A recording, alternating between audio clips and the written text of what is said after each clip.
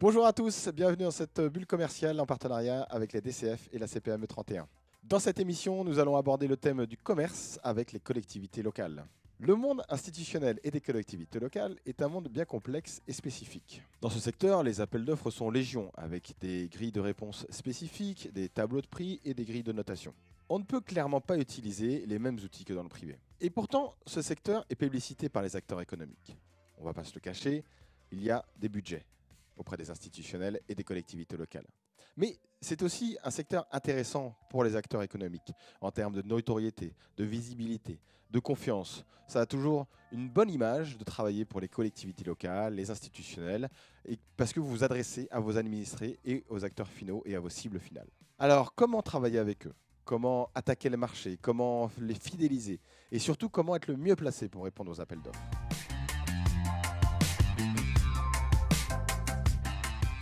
Pour répondre à ces questions, nous avons le plaisir d'accueillir aujourd'hui Valérie Banyuls, directrice commerciale collectivité chez Paprec France. Valérie, bonjour. Oui, bonjour Emmanuel, merci de votre accueil. Merci beaucoup d'être là pour nous éclairer un peu plus sur ce commerce auprès des collectivités locales et des institutionnels. Donc, première question, pour bien comprendre justement les outils et les techniques de vente dans ce secteur, il faut bien comprendre aussi le besoin qu'ont les collectivités et à quel besoin Paprec répond auprès de ces collectivités. Alors pour répondre au mieux à cette question, je voulais revenir sur l'ADN du groupe. Donc Paprec répond à 3 défis majeurs, 3 défis environnementaux. Premièrement, la valorisation matière, donc refaire et produire une matière première secondaire à partir de la matière recyclable. La boucle de la valorisation organique, donc ce sont les biodéchets, ce sont les épluchures, les déchets, les restes de cuisine que nous allons valoriser d'un point de vue organique en méthanisation, production de gaz vert, ou en amendement agricole à partir du compostage. Et puis, pour finir, la valorisation énergétique, qui est un grand défi aussi. Ce sont tous les déchets ultimes qui ne peuvent pas être valorisés d'un point de vue matière ou organique, comme je l'ai dit précédemment, qui vont être incinérés, valorisés énergétiquement et produire de la chaleur ou de l'électricité pour le territoire, les hôpitaux, les industries qui sont proches de cette solution de traitement. 3 défis majeurs pour adresser des collectivités que sont les établissements publics de coopération intercommunale, ce sont les communautés de communes, ce sont les agglomérations, les communautés urbaines, les métropoles, telles que la métropole de Toulouse par exemple, et puis les syndicats de déchets. Donc il y a des syndicats qui portent les compétences de tri et de traitement. Par exemple, pour la région de Toulouse, c'est Décosset qui a cette compétence. Alors c'est intéressant parce que les collectivités, ce marché des institutionnels, on se dit mais est-ce qu'on a vraiment besoin de commerciaux dans ce secteur-là ? Et oui, puisque tu es directrice commerciale collectivité et que tu as des équipes réparties un peu sur toute la France, mais quel est le rôle et la mission justement de ces commerciaux ? Alors le commercial collectivité, c'est vrai que c'est un profil un peu atypique qui va, comme on dit, environner le monde de la collectivité. Donc environner, c'est-à-dire bien cerner quels sont les décideurs auprès des collectivités locales. Déjà bien identifier toutes les collectivités locales qui nous intéressent, qui porte cette compétence déchets. Et puis, au sein de la collectivité, quels sont les décideurs ? Donc, il y a des interlocuteurs techniques, il y a des élus également. Et puis, tout l'écosystème qui va autour. Il y a des partenaires, des associations avec qui il faut nouer des partenariats, par exemple, pour répondre au mieux au marché. Et donc, l'environnement passe par cet environnement commercial, mais technique aussi. Quelles sont les attentes techniques de mes clients collectivités ? Vers quoi je veux évoluer ? Quelles sont mes contraintes budgétaires, mes contraintes techniques, quelle est mon appétence en termes d'innovation. Et donc l'objectif du commercial, c'est de lui faire découvrir nos offres et de bien cerner les attentes implicites de façon à bien se positionner sur la réponse à appel d'offres qui est bien cadrée par le Code de marché public. Toute la démarche doit se faire très en amont et de façon très anticipée. Au moment de la réponse à appel d'offres, c'est déjà trop tard, donc il faut avoir cerné le besoin.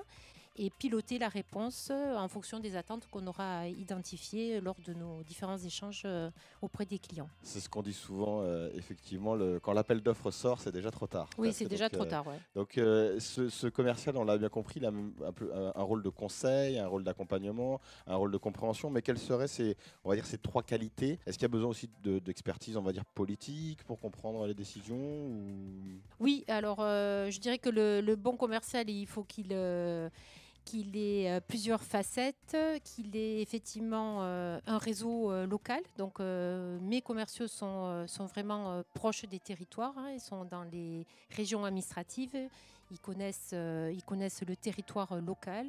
Un commercial sur l'Occitanie, il faut effectivement qu'il soit basé sur Toulouse, qu'il connaisse l'environnement, les entreprises, les coutumes, les us et coutumes de la région administrative. D'autant plus que le plan régional déchets est défini par le conseil régional, donc il y a cette proximité qui est très, très importante.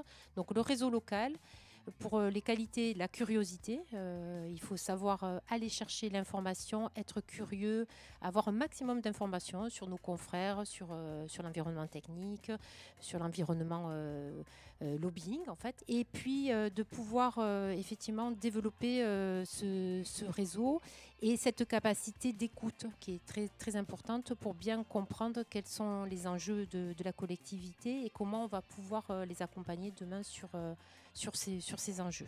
Beaucoup d'écoute, de proximité, de réseau, effectivement, et de connaissances. Donc c'est vraiment un rôle commercial oui, assez intéressant et assez différent, comme je le disais au début dans ma présentation, du privé. Et d'ailleurs, on parle beaucoup chez les commerciaux de chasseurs, d'éleveurs. Il y a aussi le commercial et ses fonctions support qui sont là pour mettre en place souvent les projets. Est-ce que le commercial PAPREC et le commercial collectivité s'arrête juste à la vente, ou est-ce qu'il suit tout le projet de A à Z, tout le projet d'exploitation jusqu'au bout? Effectivement, il accompagne sur la mise en place du nouveau marché ou du renouvellement de marché. Il participe à un comité de transfert. C'est pour transférer en fait tout ce qui a été vendu, proposé auprès des exploitants et des différents interlocuteurs qui vont opérer le marché en question, hein, qui vont assurer la collecte, qui vont manager les équipes, qui vont pouvoir assurer cette prestation. Et puis, il y a un suivi, effectivement, lors des comités de pilotage mensuels, trimestriels, annuels, puisque le commercial doit aussi aller au-devant des évolutions du marché. En ce moment, il y a beaucoup d'évolutions réglementaires, la mise en place du tri à la source des biodéchets, par exemple, mise en place de tarification incitative, un principe de pollueur-payeur. Donc, c'est assurer ces évolutions dans le temps et pouvoir générer aussi des avenants commerciaux à ce titre. Alors les avenants commerciaux, c'est une bonne transition pour la dernière question sur justement le chiffre d'affaires. Alors quand on est commercial, et on nous demande de faire plus ou d'aller chercher en tout cas du business additionnel, comme on dit. Alors comment on fait dans ce secteur des appels d'offres où souvent on est cadré sur 2 ans, 3 ans, 4 ans. On a aussi un cadre de réponse et un cadre de mission. Comment peut-on faire pour finalement développer son chiffre d'affaires et aller chercher du chiffre d'affaires additionnel? C'est vrai que le code de marché public, on est quand même dans un cadre bien défini. Il y a des règles aussi qui définissent et qui réglementent les avenants. Hein. Donc c'est dans certains cas que la collectivité peut passer des avenants. Mais dans le cadre d'évolution, comme je le disais précédemment, s'il y a une évolution réglementaire ou une modification, aussi une extension de périmètre à prévoir, on peut être sollicité sous un certain montant qui est défini. On a une certaine latitude pour aller chercher ces avenants. Et puis, il y a les innovations aussi techniques qu'on peut proposer. Par exemple, nous, on développe pas mal tout ce qui est informatique embarquée pour pouvoir donner de la donnée qualitative à la collectivité et pour prendre des décisions. On a développé une application éco-citoyenne avec un partenaire. Tout ça, ça peut faire l'objet d'avenants complémentaires. Donc, on est toujours en quête et aussi en information auprès des collectivités sur les évolutions et les retours d'expérience de façon à pouvoir créer des besoins supplémentaires. Donc il y a ces avenants et puis en ce moment les avenants qu'on négocie c'est plutôt pour compenser les surcoûts liés à l'inflation. les surcoûts énergétiques. Au sein de Paprec, c'est 50 millions d'euros supplémentaires liés à l'augmentation de l'électricité. Pour nos centres de tri, pour nos marchés de collecte également, on justifie effectivement ces surcoûts. C'est assez facile hein, avec les factures. Et donc, on va chercher ces avenants. On explique, on est dans une démarche pédagogique auprès des clients et puis sur la signature d'avenants pour réévaluer nos prix. D'accord. Merci beaucoup Valérie. C'est vrai qu'il y a un point que tu as évoqué tout à l'heure, tu parlais d'application, de digital. C'est un point qu'on aurait pu aussi développer, mais je trouve comme à l'habitude dans ces interviews, on commence et après on pourrait parler des heures. C'est toujours très passionnant. Exactement, c'est difficile de se contraindre. Merci beaucoup Merci à vous. Pour ces questions. Comme à notre habitude, pour terminer cette émission, les rendez-vous des DCF. Tous les premiers vendredis de chaque mois, rendez-vous au Novotel Compense Caffarelli pour partager un déjeuner ensemble autour de la fonction commerciale. Et tous les troisièmes lundis de chaque mois, rendez-vous pour nos événements mensuels autour de certaines thématiques, de différentes thématiques sur la fonction commerciale. Nous avons eu le commerce dans un monde fini, dans un monde de demain où on ne peut plus vendre plus, mais il faut vendre mieux et différemment. Nous avons eu également aussi un débat sur la communication au service du commerce. Donc si vous souhaitez nous rejoindre, intervenir ou découvrir ces événements, n'hésitez pas à nous contacter par email. Merci à tous d'avoir suivi cette émission et à très bientôt.